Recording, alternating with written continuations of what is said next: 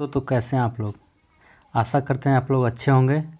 जैसा कि खुशखबरी कल ही आया था कि बीपीएससी का रिज़ल्ट आ गया है और साथ ही साथ न्यू वैकेंसी 68वीं बीपीएससी का नोटिफिकेशन आउट हो चुका है, जो कि 25 तारीख से ऑनलाइन होने वाला है। तो अभी बिहार में बाहर चल रहा है। आप लोग फॉर्म भरिए और मौका का फ़ायदा उठाइए और तैयारी में लग जाइए। एक तैयारी में कई एग्ज़ाम को क्लियर कर सकते हैं। अभी आपके सामने बीपीएससी है, बिहार एसएससी है, एसएससी जीडी है और आने वाला समय में आपके साथ बिहार पुलिस भी होगा और अभी मद्य निषेध फॉर्म भी निकला हुआ है। तो आप एक तैयारी में कितने एग्ज़ाम को क्रैक कर सकते हैं। तो तैयारी में लगे रहिए धैर्य के साथ। तो चलिए शुरू करते हैं। आज का जो सेट है आपको 70 क्वेश्चन लगभग इसमें मिलेगा, तो बस प्रैक्टिस करते रहिए हर दिन। शुरू करते हैं। लूनी नदी के संदर्भ में निम्नलिखित कथनों में से कौन सही है। बताइएगा कि लूनी नदी के संदर्भ में निम्नलिखित कथनों में से कौन सही है। तो इसका होगा डी ऑप्शन जी। इसका डी ऑप्शन होगा, क्योंकि यह कच्छ के रण में दलदली भूमि लुप्त हो जाती है, जो कि कच्छ के रण राजस्थान अजमेर में पड़ता है। दलदली क्षेत्रों में जाकर लूनी समाप्त हो जाती है, लुप्त हो जाती है जिसे कहिए। पृथ्वी का निकटतम ग्रह कौन है। पृथ्वी का सबसे निकटतम ग्रह कौन है बताइएगा। इसका सबसे निकटतम ग्रह है जो कि शुक्र है जी। और शुक्र को पृथ्वी का बहन भी कहा जाता है और शुक्र को ही चमकीला ग्रह कहा जाता है। भोर का तारा कहा जाता है, शाम का तारा कहा, सब इसी को कहा जाता है। ये बहुत इंपॉर्टेंट क्वेश्चन है, बार बार एग्जाम में देखने को मिलता है, तो इसे आप लोग याद रखिएगा। विषुवत रेखा निम्नलिखित में से किस देश होकर नहीं गुजरती है। विषुवत रेखा है जो कि किससे होकर नहीं गुजरती है, बताइएगा किससे होकर नहीं गुजरती। वो है बोत्सवाना। बोत्सवाना से होकर नहीं गुजरती है। नेक्स्ट क्वेश्चन की ओर चलते हैं। निम्नलिखित में कौन अवसादी चट्टान नहीं है।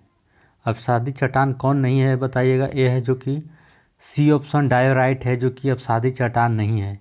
अब बाकी के सारे जो अवसादी चट्टान है, अवसादी चट्टान उससे कहते हैं जो छोटे छोटे आकर के पदार्थ एक जगह एकत्रित हो जाते हैं। छोटे छोटे एकत्रित होकर कई सालों के बाद रासायनिक प्रक्रिया या किसी तरह से वह एक ठोस चट्टान के रूप में, परत के रूप में बन जाता है, तो उसे ही अवसादी चट्टान कहते हैं। तो इसमें से अवसादी चट्टान कौन नहीं है। डायोराइट अवसादी चट्टान नहीं है। चलिए नेक्स्ट क्वेश्चन की ओर चलते हैं। भारत की समुद्री सीमा से संबंध देश कौन है। कितने देश हैं। भारत की समुद्री सीमा से संबंध देश कितने हैं। तो समुद्री सीमा से लगने वाला है जो कि 7 गो देश है जी। भारत के साथ समुद्री सीमा लगाता है 7 देश। ये लगभग इसका 7,000 कुछ 5,700 कुछ इसका 7,000 कुछ इसका दूरी टच करता है। दक्षिणी गोलार्ध में पवन के बाईं ओर विचलन का क्या कारण है। दक्षिणी गोलार्ध में पवन के बाईं ओर विचलन होने का क्या कारण। इसका हो जाएगा पृथ्वी का घूर्णन हो जाएगा। पृथ्वी का घूर्णन के कारण है, जो कि दक्षिणी गोलार्ध में पवन के बाईं ओर विचलन हो जाता है। समझे। जो दक्षिणी गोलार्ध में पवन है जो बाईं ओर आ जाता है और उत्तरी गोलार्ध में दाईं ओर झुक जाता है। क्यों। क्योंकि पृथ्वी का घूर्णन होता है। इसके कारण, पृथ्वी का घूर्णन के कारण। भारत में सबसे मीठे पानी की झील, भारत में सबसे मीठे पानी की झील कौन है जी। वह है जो कि बुल्लर झील है। आई कहाँ में बुल्लर झील। जम्मू कश्मीर में है। याद रखिएगा बुल्लर सबसे मीठे अगर पूछे तो बुल्लर झील है। इसमें से आप देखिएगा तो डल झील भी है जम्मू कश्मीर में, वेरीनाग झील है जम्मू कश्मीर में, और यहाँ पे एक ऑप्शन देख रहे होंगे सांबर झील। ये सांबर झील है जो कि खारे पानी की झील है, राजस्थान में है। तो आप लोग याद रखिएगा कि भारत में सबसे मीठे पानी की झील कौन है। वह है बुल्लर झील है। कहाँ में है। जम्मू कश्मीर में। याद रखिएगा, इसे रिलेटेड करिएगा तो याद ज़्यादा होगा। आचार्य विनोबा भावे के भूदान आंदोलन के प्रारंभ में निम्नलिखित स्थानों में से कौन सा एक उससे संबंध था, जो कि है विनोबा भावे के भूमि आंदोलन से कौन सा स्थान जो कि उससे संबंधित था? पोचमपल्ली था, पोचमपल्ली। वर्ष 2023 में 15वां पुरुष हॉकी विश्व कप का आयोजन कहाँ किया गया था? 2023 का 15वां पुरुष हॉकी विश्व कप का आयोजन कहाँ किया गया था बताइएगा। इसका कहाँ में किया गया था? या एकदम ये बहुत इंपॉर्टेंट क्वेश्चन है, इसे आप भूलना नहीं चाहिए क्योंकि बहुत बहुत इंपॉर्टेंट क्वेश्चन है। इसको फिर से हम चलते हैं। वर्ष 2023 में 15वां पुरुष हॉकी विश्व कप का आयोजन कहाँ किया जाएगा? यह है जो कि कहाँ हुआ था? भारत में हुआ था। नेक्स्ट चलते हैं हम लोग।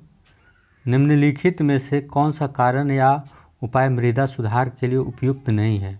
मृदा सुधार के लिए उपयुक्त नहीं है, वो हो जाएगा झूम कृषि है जो कि मृदा सुधार के लिए उपयुक्त नहीं है। कौन? मृदा सुधार के लिए झूम कृषि सही नहीं है। भारत का सबसे बड़ा बंदरगाह कौन है? भारत का सबसे बड़ा बंदरगाह कौन है? वो है जो कि मुंबई। भारत का सबसे बड़ा बंदरगाह कौन है? मुंबई है जी। विक्टोरिया झील निम्नलिखित में से किस अफ्रीकी देश से अपनी सीमा साझा नहीं करती है? विक्टोरिया झील है जो कि किस देश से साझा नहीं करता है? वो है रवांडा। रवांडा के साथ साझा नहीं करता है, अपनी अफ्रीकी देश से अपनी सीमा साझा नहीं करता है। रवांडा है जो अफ्रीकी नहीं साझा करता है रवांडा से। नेक्स्ट क्वेश्चन की ओर हम लोग चलते हैं। बिहार के किस ज़िले को वर्मी कंपोस्ट का जनक माना जाता है? वो है जो कि बेगूसराय। इसे वर्मी कंपोस्ट का जनक माना जाता है, बेगूसराय को। निम्न में से कौन सा बाघ अभयारण्य अरुणाचल प्रदेश में स्थित है? बाघ अभयारण्य अरुणाचल प्रदेश में स्थित है जो कि पखुई अभयारण्य की अरुणाचल प्रदेश में स्थित है। जैन धर्म के बारे में असत्य कथन क्या है? जैन धर्म के बारे में बताइए कौन सा असत्य कथन है? जो बी ऑप्शन है जो कि जैन धर्म में आत्मा की मान्यता नहीं है, ये है जो सबसे असत्य कथन है जो कि उसका मान्यता था, आत्मा का मान्यता था जैन धर्म में। निम्न में से कौन सी सभ्यता अपने नगर नियोजन के लिए प्रसिद्ध थी? बताइए कौन सी जो नगर नियोजन के लिए प्रसिद्ध थी? सिंधु घाटी सभ्यता जो नगर नियोजन के लिए प्रसिद्ध थी। निम्न में से किस वंश का सबसे दीर्घकालिक था? सबसे ज़्यादा वंश मतलब सबसे ज़्यादा लंबा समय तक इसका शासन था जो तुगलक वंश का था जी। किसका था? तुगलक वंश का सबसे ज़्यादा लंबे समय तक शासन किया था। अब्दुल रज़ाक ने विजयनगर साम्राज्य की यात्रा किसके शासनकाल में किया था? अब्दुल रज़ाक ने देवराय द्वितीय के शासनकाल में विजयनगर साम्राज्य की काल में घूमा था, यात्रा किया था। सिराजुद्दौला और शाह आलम द्वितीय ने रॉबर्ट क्लाइव के साथ इलाहाबाद की संधि पर कब हस्ताक्षर किया था? कब हस्ताक्षर किया था? ये 1765 में किया था जी। कब किया था? 1765 में इलाहाबाद की संधि हस्ताक्षर किया था 1765 में। याद रखिए, बहुत ही इंपॉर्टेंट क्वेश्चन है, इसको आप लोग याद रखिएगा। शेर शाह ने अपना अंतिम सैन्य अभियान किस राज्य के खिलाफ किया था? जो कि कलिंजर के खिलाफ किया था। शेर शाह ने अपना अंतिम किया था अभियान, सैन्य अभियान किया था, कलिंजर के लिए किया था। निम्नलिखित कथनों में कौन सा कथन असत्य है? बताइएगा निम्नलिखित में कौन सा कथन जो असत्य है। ये ऑप्शन है जो कि असत्य है जी। रॉबर्ट क्लाइव बंगाल के प्रथम गवर्नर जनरल थे, ये गलत है। नेक्स्ट की ओर चलिएगा हम लोग। निम्नलिखित में से कौन क्रिप्स मिशन के साथ कांग्रेस के आधिकारिक वार्ता थे? निम्नलिखित में से क्रिप्स मिशन के साथ कांग्रेस के आधिकारिक वार्ता कौन थे? बताइएगा, बहुत इंपॉर्टेंट क्वेश्चन है, जो है कि पंडित जवाहरलाल नेहरू और मौलाना अबुल कलाम होगा ji. Pandit Jawaharlal Nehru, option number C, Pandit Jawaharlal Nehru एवं मौलाना अब्दुल कलाम आज़ाद होगा। नेक्स्ट, कौन सी महत्वपूर्ण घटना जलियांवाला बाग नरसंहार के तुरंत पूर्व घटी थी? मैंने उससे जलियांवाला बाग नरसंहार से पहले कौन सा घटना घटा था? रॉलेट एक्ट का बनना। जलियांवाला बाग हुआ था 13 अप्रैल 1919 को हुआ था जी। कब हुआ था? 13 अप्रैल 1919 को हुआ था। उससे पहले रॉलेट एक्ट का घटना हो गया था। आज़ाद हिंद फौज की स्थापना का श्रेय किसे जाता है? आज़ाद हिंद फौज की स्थापना का श्रेय रास बिहारी बोस को जाता है, लेकिन ढेर लोग मार देते होंगे सुभाष चंद्र बोस, लेकिन गलत है। ऑप्शन नंबर बी होगा रास बिहारी बोस। निम्नलिखित में से कौन भक्ति आंदोलन का प्रस्तावक नहीं था? निम्नलिखित में से कौन भक्ति आंदोलन का प्रस्तावक नहीं था? नागार्जुन था जो कि भक्ति आंदोलन का प्रस्तावक नहीं था। भारतीय रिजर्व बैंक के बैंक दर कम करने के फलस्वरूप क्या होगा? बताइएगा। कि भारतीय रिजर्व बैंक दर में कमी कर दिया जाएगा तो क्या होगा। जाहिर सी बात है कि बाज़ार की तरलता बढ़ जाएगी। अब इंटरेस्ट कम लीजिएगा तो खुशी होगी, बाज़ार में ज़्यादा आपको उछाल देखने को मिलेगा। गन्ने की उचित लाभप्रद कीमत को निम्नलिखित में से कौन अनुमोदित करता है। गन्ने की उचित एवं लाभप्रद कीमत को निम्नलिखित में से कौन अनुमोदित करता है। वो है जो कि आर्थिक मामला की मंत्रिमंडलीय समिति करता है जी। गन्ने की उचित एवं लाभप्रद कीमत को निम्नलिखित में से कौन अनुमोदित करता है। आर्थिक मामलों की मंत्रिमंडलीय समिति करता है जी। बाजरा का सर्वाधिक उत्पादक राज्य कौन है। बाजरा का सबसे ज़्यादा राजस्थान जी। बाजरा का सबसे ज़्यादा उत्पादक कौन है, राजस्थान है। क्रिस्टलीकरण निम्न में से किसका उदाहरण है। क्रिस्टलीकरण है जो कि क्रिस्टलीकरण भौतिक परिवर्तन है जी। क्या है, क्रिस्टलीकरण है जो कि भौतिक परिवर्तन का उदाहरण है। किसका है, भौतिक परिवर्तन का उदाहरण है। जल विद्युत का उत्पादन किस सिद्धांत पर कार्य करता है। जल विद्युत का उत्पादन किस सिद्धांत पर कार्य करता है। जल विद्युत का उत्पादन जो कि गुरुत्वीय स्थितिज ऊर्जा और ऊर्जा संरक्षण सिद्धांत दोनों पर कार्य करता है जी। तो वो होगा ऑप्शन नंबर सी, ए एवं बी दोनों होगा। निम्नलिखित में से कौन सी मूल भौतिक राशि नहीं है। बताइएगा कि निम्नलिखित में से कौन मूल भौतिक राशि नहीं है। वो है जो कि वेग है, भौतिक मूल राशि नहीं है। निम्न में से किस बल के कारण दुग्ध से क्रीम की पृथक की जाती है। बताइएगा निम्न में से किस बल के कारण दूध से क्रीम को पृथक किया जाता है। अब केंद्रीय बल के कारण किया जाता है। जब केंद्रीय बल के कारण दूध से क्रीम को पृथक किया जाता है।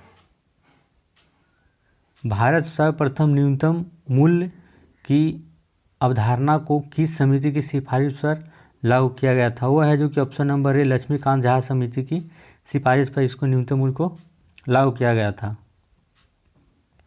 सिगरेट लाइटर में निम्नलिखित में से कौन सी गैस उपयुक्त होती है। वह ब्यूटेन है। बहुत इंपॉर्टेंट क्वेश्चन है, बार बार पूछा जाता है, याद रखिएगा। सिगरेट लाइटर में निम्नलिखित में से कौन सी गैस प्रयुक्त होती है।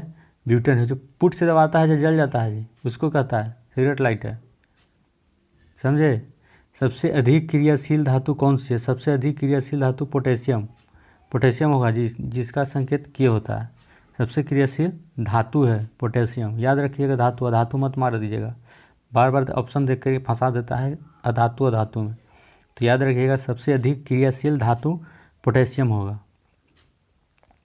सबसे बड़ा स्तनपायी कौन है बताइएगा।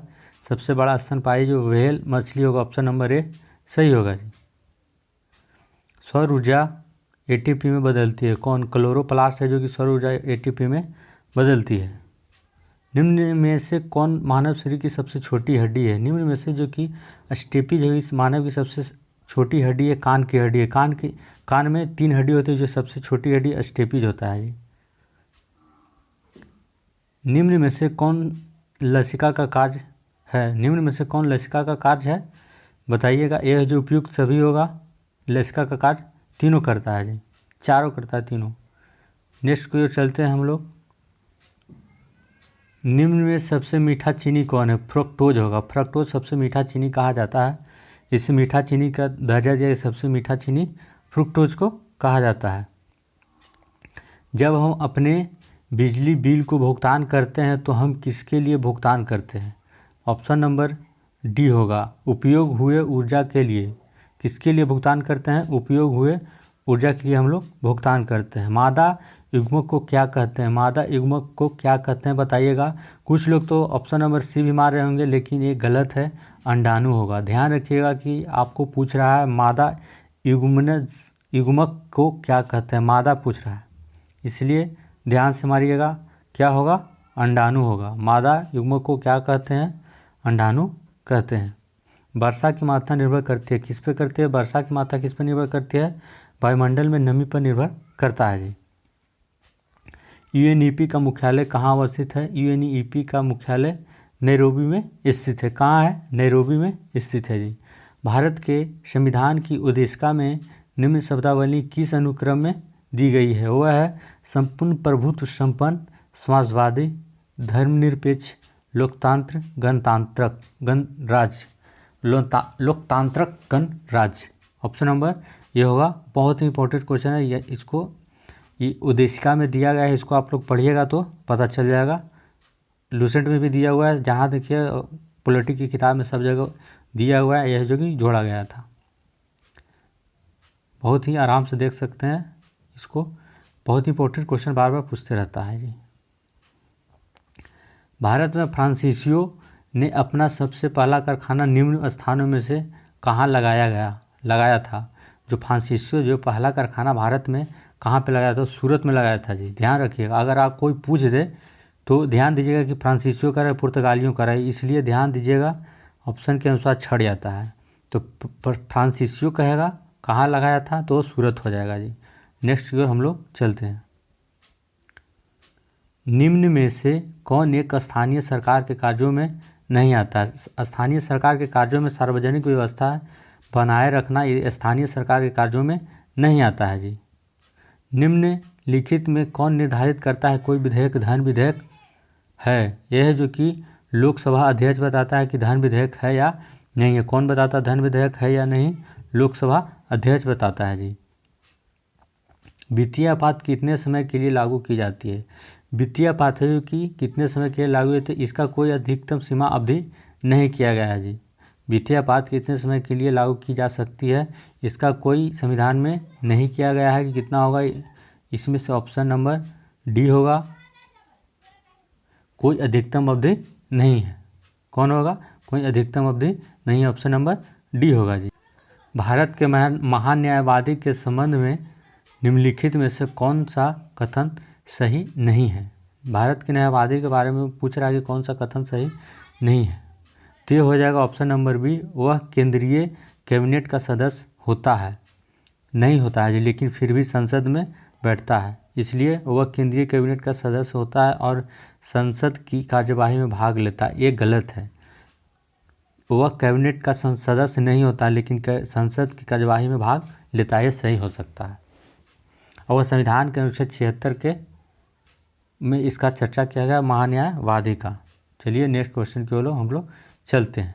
नगर निगम का अध्यक्ष कौन होता है। नगर निगम का बताइएगा कि अध्यक्ष कौन होता है, महापौर होता है जी। नगर निगम का अध्यक्ष होता है महापौर होता है। निम्नलिखित राज्यों में उसके गठन के वर्ष के आधार पर बढ़ते क्रम में सजाएं। बताइए इसका गठन के अनुसार कब हुआ था, इसके अनुसार सजाना है। तो इसका पहले बताइए, ये होगा नागालैंड होगा पहले, उसके बाद हिमाचल प्रदेश का स्थापना हुआ था, उसके बाद मणिपुर का हुआ था, इसके बाद सिक्किम मिज़ोरम। बहुत ही ध्यान देने योग्य है, ये थोड़ा सा पेचीदा हो जाता है लेकिन ऐसा ही क्वेश्चन आपको दरोगा बिहार एसएससी में बीपीएससी में यहाँ तक ही देखने को मिलता है जी। तो इसका ऑप्शन नंबर ए हो जाएगा। कौन हो जाएगा, ऑप्शन नंबर ए हो जाएगा।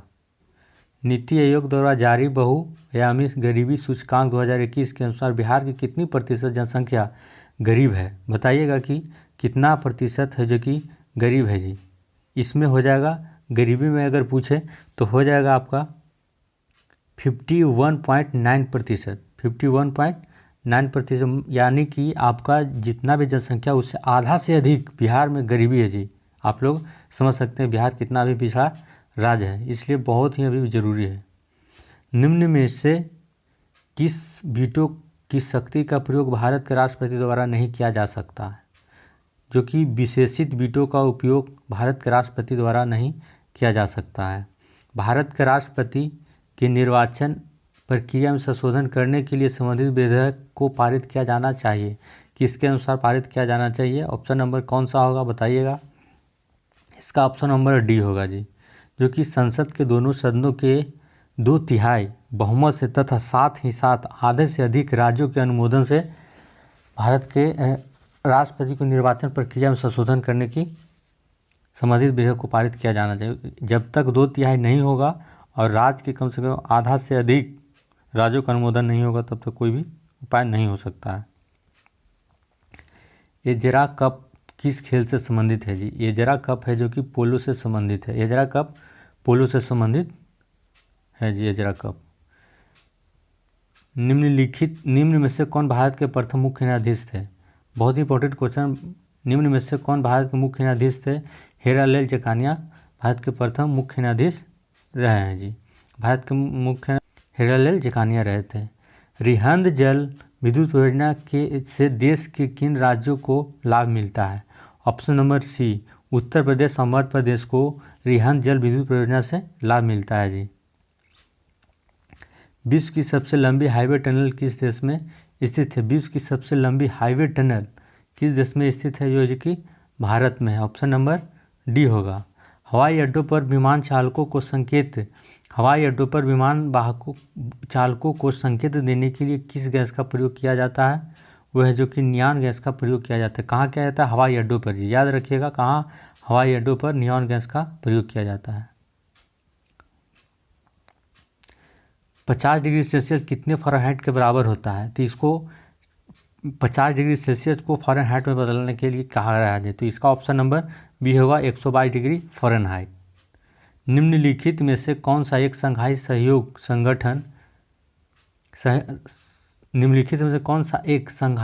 संगठन का सदस्य नहीं है जी? यूक्रेन है जो कि शंघाई सहयोग संगठन का सदस्य नहीं है। बाल्को एल्यूमीनियम कंपनी की स्थापना किस देश के सहयोग से हुआ था? जो कि सोवियत संघ के सहयोग से हुआ था जी। फीफा अंडर-17 महिला विश्व कप का आयोजन 2022 में किस देश के लिए किया जाएगा? किस देश में किया जाएगा? फीफा अंडर-17 महिला विश्व कप का आयोजन है जो कि भारत में किया जाएगा। कहाँ किया जाएगा? भारत में किया जाएगा। वर्ष 2021 के लिए स्थापना ज्ञानपीठ पुरस्कार दामोदर मौजो को किस भाषा के लिए दिया गया? कोंकणी के लिए दिया गया जी। वर्ष 2021 के लिए 97वां ज्ञानपीठ पुरस्कार दामोदर मौजो को किस भाषा के लिए दिया गया? कोंकणी भाषा के लिए दिया गया जी। भारत ने किस वर्ष दूसरे पिछड़ा वर्ग आयोग का गठन किया था? 1979 में किया गया था। कब किया था? 1979 में। भारत सरकार ने किस वर्ष पूरे दूसरे पिछड़ा वर्ग आयोग का गठन किया था? 1979 में किया था जी। स्वामी दयानंद सरस्वती द्वारा आर्य समाज की स्थापना कब किया गया था? स्वामी दयानंद सरस्वती द्वारा आर्य समाज की स्थापना कब किया गया था? 1875 में किया गया था। दयानंद सरस्वती द्वारा आर्य समाज की स्थापना 1875 में किया गया था। निम्नलिखित में से कौन जायद की फसलें हैं? जायद की फसलें ककड़ी और या खीरा है जी। ककड़ी या खीरा जायद की फसलें में आती है। वर्तमान में भारत के मुख्य चुनाव आयुक्त कौन है? मुख्य चुनाव आयुक्त राजीव कुमार है जी। वर्तमान में भारत के मुख्य चुनाव आयुक्त कौन है? राजीव कुमार है। कौन है? राजीव कुमार है भारत के चुनाव आयुक्त। आर्थिक सर्वेक्षण 2021-22 के अनुसार कृषि एवं संबद्ध क्षेत्रों में वर्ष 2021-22 में कितने प्रतिशत की दर से वृद्धि दर्ज करने का अनुमान किया गया है? 3.9%। कितना वृद्धि दर? 3.9%। 2021-22 के अनुसार 2021-22 में कितने वृद्धि? 3.9% का वृद्धि दर का अनुमान लगाया गया है। तो दोस्तों, आप लोगों का कैसा लगा आप बताइएगा, और साथ ही साथ इस वीडियो को शेयर करना नहीं भूलिएगा, क्योंकि यह बहुत ज़रूरी है और हमें हेल्प की ज़रूरत है अभी बहुत से बहुत। इसलिए आपसे गुजारिश करूँगा कि इस वीडियो को ज़रूर से ज़रूर शेयर करिएगा अपने दोस्तों के साथ, और चैनल को सब्सक्राइब करना न भूलें। मिलते हैं नेक्स्ट